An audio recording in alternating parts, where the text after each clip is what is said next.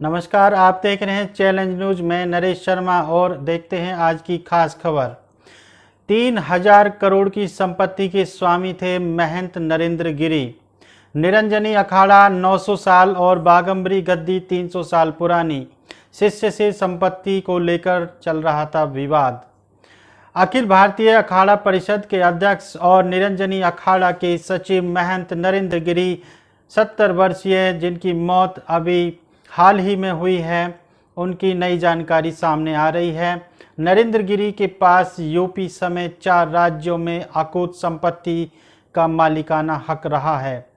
निरंजनी अखाड़ा और बागंबरी गद्दी के करीब 3000 करोड़ की संपत्ति होने का अनुमान है।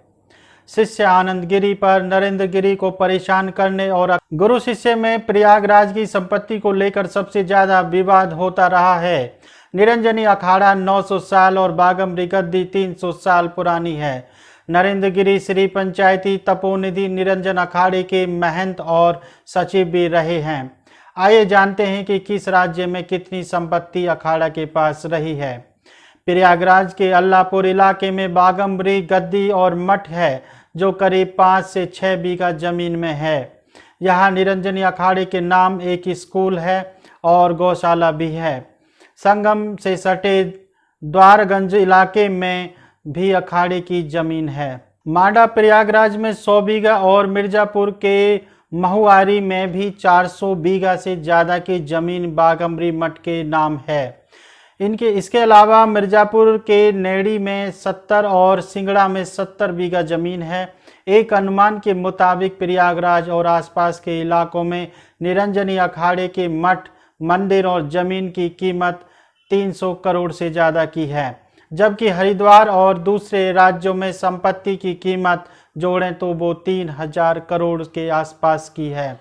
कुंभ नगरी उज्जैन और ओमकारेश्वर में निरंजनी अखाड़े की 250 बीघा जमीन, आधा दर्जन मठ और दर्जन भर आश्रम है।